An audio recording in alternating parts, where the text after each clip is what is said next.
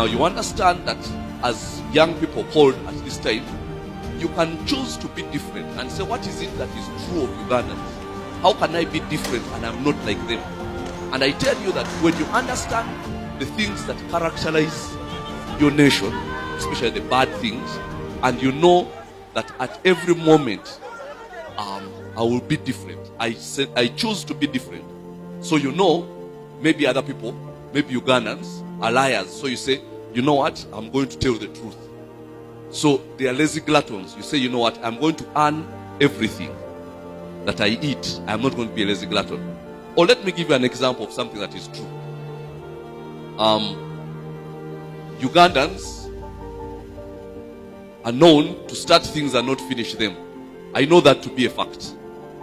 There are so many people, and I tell people that you always will be judged not by how you start, but how you finish.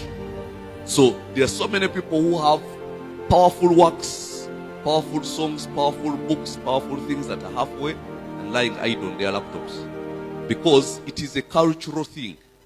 That thing of starting and not finishing. Now, you have to understand that nations are like people. They have characters. I don't know how it pans out, but they are different. You go and see the character of Kenya, and it's different. They have different problems from ours. Okay? Now, and you see this is even in every area of their lives or in their endeavors.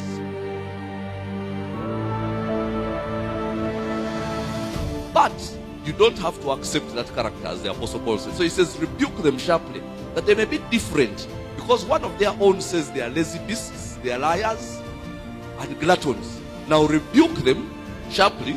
If somebody among you, especially at your age, not at mine is a bit too advanced, but at this university age, decided that I'm going to be different, it will not take you 5 years before you're on top.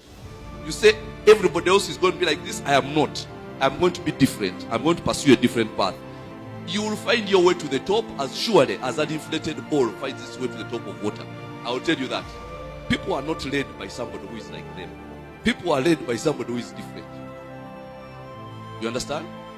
Once you have become like them, then you have nothing to offer. Now, you choose before time and say, I am going to be different. I'm going to give you an example. Go to Daniel chapter 1. And we'll look at somebody who is doing the things I'm telling you to do. Verse 1. In the 3rd year of the reign of Joachim, king of Judah, Nebuchadnezzar, king of Babylon, came to Jerusalem and besieged it. And the Lord, now here are things which Daniel had no control over. He's in Judah, the kingdom. He's actually younger than most of you. He was about 16 years old. It's not mentioned in the Bible, but it's told from, the annals of history. 16 years old when they come and conquer his country. So he goes into Babylon, which is a foreign empire, as a teenager.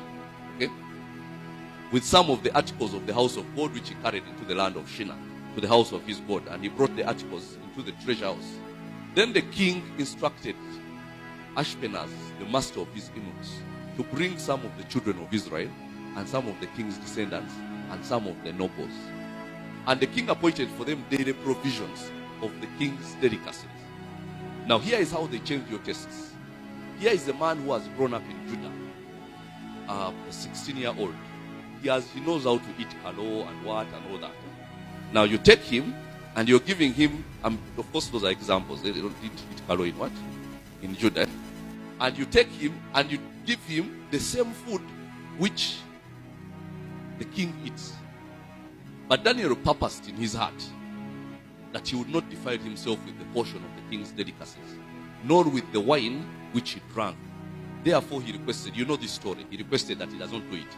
Now I want to ask you a question. Why did Daniel, what's wrong with him eating good food? The food which the most powerful man in the world, perhaps the most powerful man that ever lived, is eating. But you say, I don't want it. I want to make vegetables.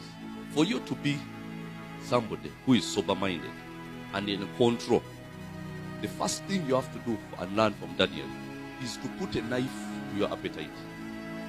Don't acquire tastes that you cannot sustain. Okay?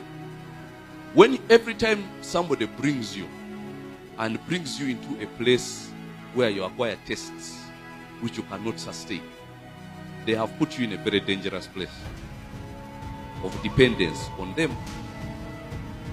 And Daniel had the wisdom to say, no, I don't want expensive food. Now, it's not that Daniel didn't eat meat or drink wine at all. Because later on in Daniel chapter 9, he tells us that he was fasting and he stayed away from meat and wine. Now, that is one of the things that makes people do things they would otherwise not do. Because they cannot survive at a place they have been artificially put. Now, Daniel waited until he was there.